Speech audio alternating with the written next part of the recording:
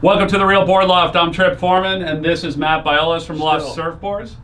And we are here to talk about Grom Boards. So with little kids surfing, I've gone through it once before. I have a 15 and 14-year-old daughters, and I taught them how to surf. We did soft boards to my personal boards, and they never really got beyond my personal boards, and then they went to long boards, and then they kind of found their own passions. And we have soccer and horseback riding, and they're great girls, but they're not passionate about surfing. So now at this point, they're like Gidget surfers. They'll take out a longboard and you know what to do it. Right. So I taught them how to surf. They know how to surf. They rarely surf, but if the opportunity comes, they can go out on a longboard and catch waves and surf.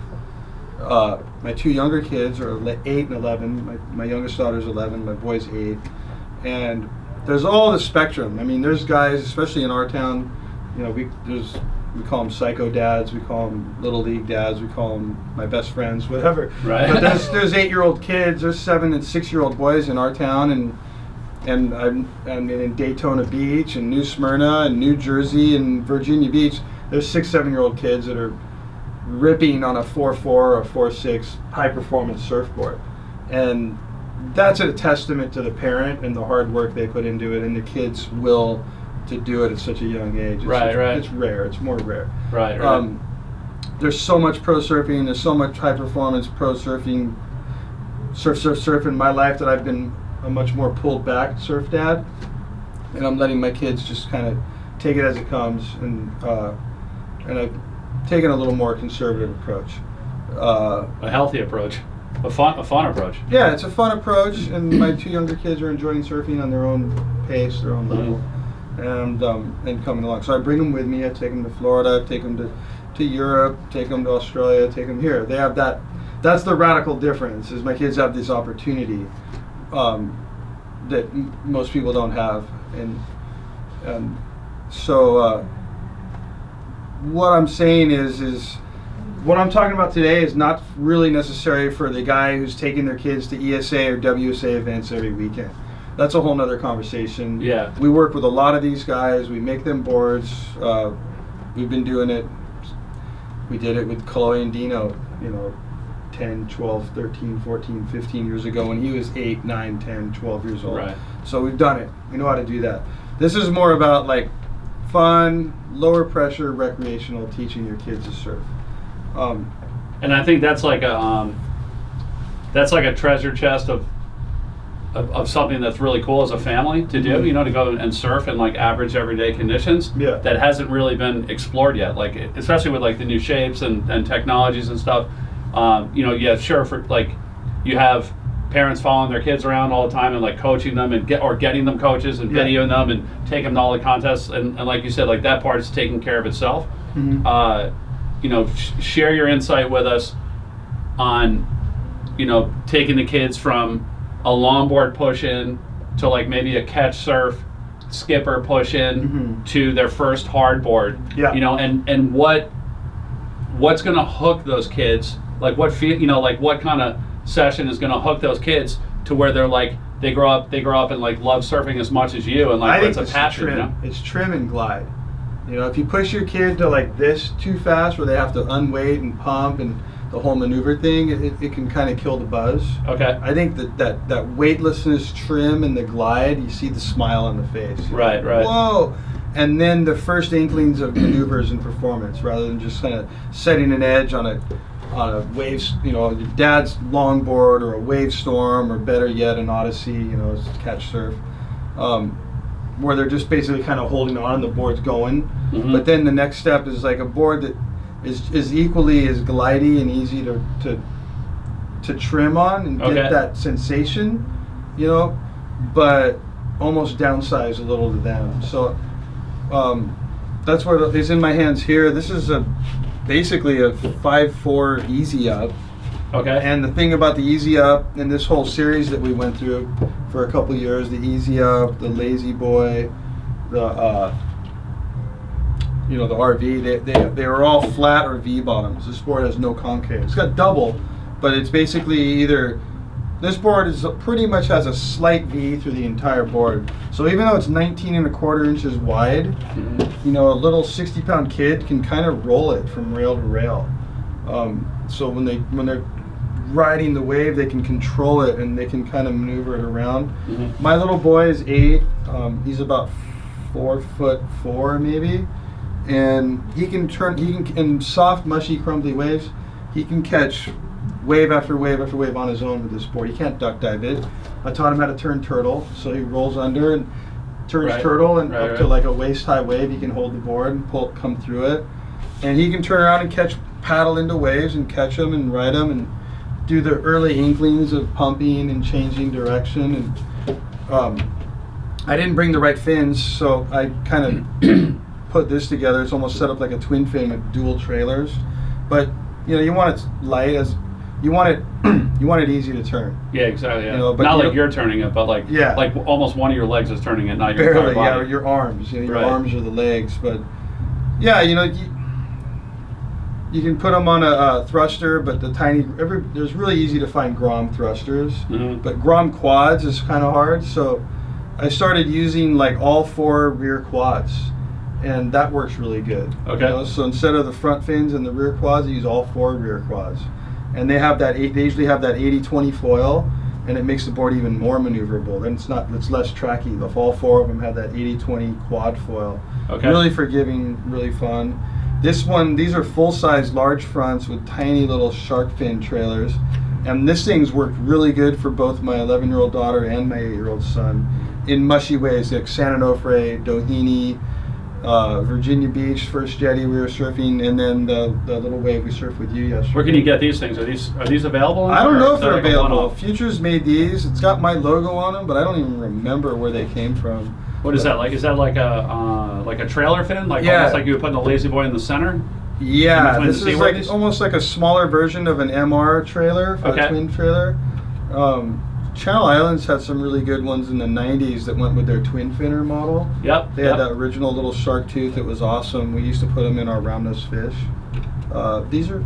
This was a kind of makeshift fin setup I did for this trip. And I was really impressed with, my son was having a blast. He was not getting frustrated, and we kind of do like a 50-50 thing. So I brought this board so one of my kids could easily work on their own and catch waves. Okay. Well, my other one could get help from me, do push-ins. And my daughter, she's 11, and she's probably about 5 feet tall. All right. And she's she can surf, she can unweight and pump and move. She doesn't really try to do maneuvers. She's got that little girly kind of thing. Mm-hmm. Feminine, fun. She's not concerned. Some of her best friends are a couple of the best little girls in our town, like really good aggressive contest surfers, but that's not for her. And she really loves this board. This is a 5'2" Quiver Killer. Okay. In carbon wrap, light. She can duck dive it. She's about up to here on this board. She can duck dive it. That makes her feel good, like she's riding a real surfboard. Right. It's got a nice wide nose. It's stable. She can catch waves on it on her own. Mm-hmm. But if the waves are kind of steep or fast, I give her a little help, push her in, and she catches a lot more waves and has a lot more fun. Then I can leave her alone, and she can catch a few waves on her own, and she's getting better and better at it. But this is the Quiver Killer is an interesting board because great surfers like Luke Davis and Ian Crane love it. They'll surf big barrels on it. They'll surf 2-foot T Street on it.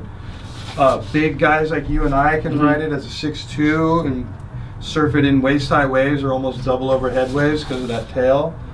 It kind of does everything. I've actually started making a few of them in like the 6'10" and 7'2" range, like kind of like a performance fun board, like a Wayne Lynch evolution concept. Right. And we're kind of dabbling with that, making fun boards and mid-rangers for guys out of the Quiver Killer. It's been an incredibly useful board design. But back to the kids, this is my daughter's board. She loves the carbon wrap. It's light. She can carry it across the beach without complaining. That's a big deal. I mean, like being able to carry your board back to the beach. She loves the lightness. It's huge. And it's soft under her feet. It's not rigid. It's flexible and playful. Got the tiny little colloid Grom fins in here. It's really good. It's not something, if your kids are ripper, you're not putting them on this. but it's just a really fun board for a recreational little kid. 5'2", stock, Quiver Killer. So Carbon wrap. I heard you working with Kai Westcoat, one of our team riders last year. And Yeah, he was surfing with us yesterday. Yeah, and he's and his surfing has come a long way. Like in the last year. He was riding a Voodoo Child. Right? A Voodoo Child, yeah. Which actually that board, it seems to have scaled down into Grom sizes really well. It does. And they like that low entry. They're just up and running down the line. Because little kids are like, always chasing, and then a quick turn. Chase, and a quick turn. Right. Which is very Voodoo Child friendly. One of the things that I heard you talk with him about was, and actually then watching it play out like for this whole past year was I think really important for like parents that are looking at boards for their kids. Because like one of the things that we hear and encounter a lot like in that situation is the parents are like, well, hey, can I buy it big, and then have them grow into it over a couple of years. I think that's smart because their surfing gets better. If my daughter keeps improving and stays with surfing, but it's up to her, I'm not going to push it. But if she keeps surfing, this is a Quiver Killer, so a kid that's 5'6" would love a 5'2" Quiver Killer. So if she keeps growing and improving, this board will keep fitting her because her ability she'll be a better paddler, better at gaining speed, and she'll be able to do more maneuvers. And when she's this tall, this board will work great for her. Right. So the taller she gets, like it'll actually become like a high performance board. It'll become like a more high performance board for her. Yeah. So not right now it's a fun board, and then if she's maxes out at 5'5", 5'6", 5'7", I don't know how tall she's going to be, but this could be like her little hybrid ripstick. So are you do you have like a general rule of thumb as far as like buy it at your height, or because a lot of times when you're talking about volumes that are like 16 liters or like 18 liters, people are we made a 12 they might as well be like we at made that a point 12-liter one for a little 8-year-old girl last week. For most parents, like at that point they're like in northern Greenland as far as like understanding the volumes and the dimensions and stuff. What do you have like a rule of thumb with these kids, or like what do you? It's so all over the map. I'm exposed to everything. And again, I'm talking like entry level, not the pros. There's pro surfer friends of mine who are so laid back, their kids are riding wave storms and Odysseys. There's friends of mine that are the worst surfers in town, and their kids riding a 4.4 14-liter and doing low tails, and the dad barely surfs. And then there's stuff in the middle. It's all over the map. All I can really say is my experience with my kids is as they get, you can buy them little boards that are bigger, and as their body grows and their skills grow, that board ends up fitting them in a year or two it kind of keeps matching their ability. Like I said, my son's about 4'3", 4'4". Right. This is a 4'8". It's a V2 HP. It's a very high performance board. It's one of the most radical high performance boards in our line. We never really sold too many of this board. It's a custom ordered board. Some of the good ripper kids, Griffin Colapinto's brother Crosby, people are starting to hear his name. He rides this board. Laird Myers from Virginia Beach rides a V2 HP. He's one of the best young surfers in this part of the country. Right. This board is what my son's riding, but only for push-ins. This is what I use when I'm just only pushing him in. This is a 4.8. It's like 17 inches wide, 16 liters. It's got a lot of rocker. So this thing's like 5 inches longer than him. Okay.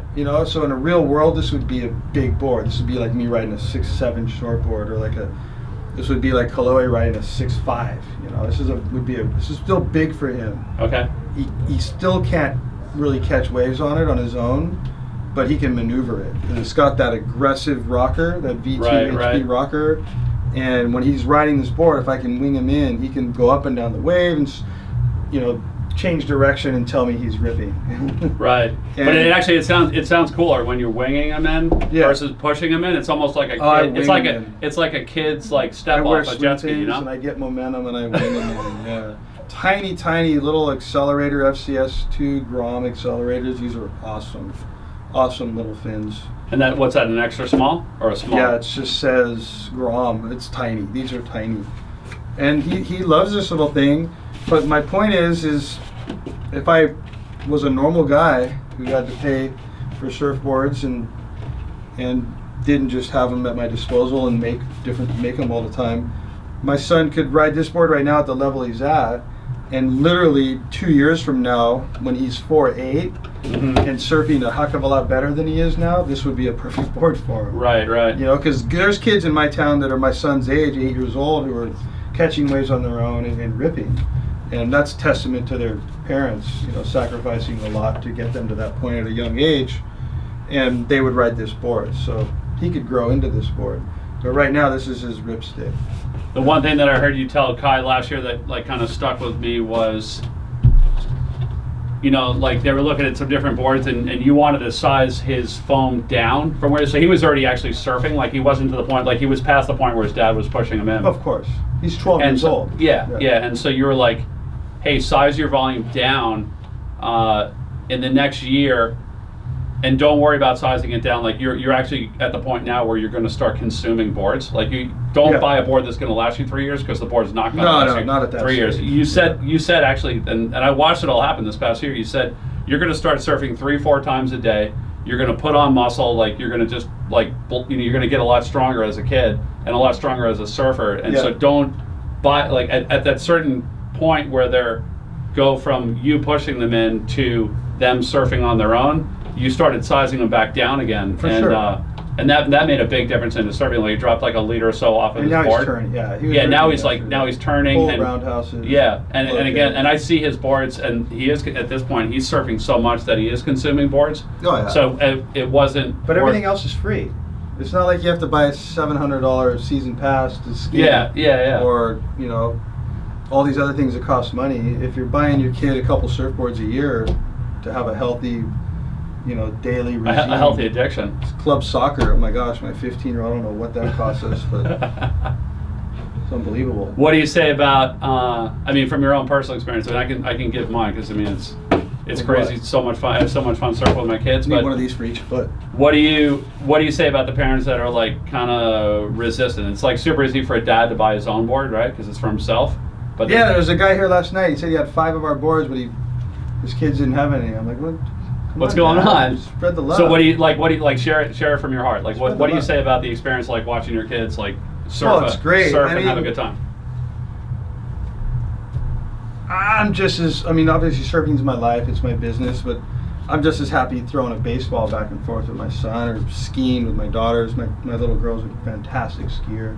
I have 2 daughters that are fantastic skiers. My oldest daughter's a great snowboarder. My son's way ahead of the curve snowboarding than he is surfing. My son's been snowboarding 40, 60 days a year since he was 3-4 years old. That's our getaway. That's my escape from the surf world, is to take my kids skiing and snowboarding. But I'm just, up until now and in general, I'm happy just being with my kids no matter what the activity is. But the business I'm in and the lifestyle, and to stay at the forefront of my business, I have to travel.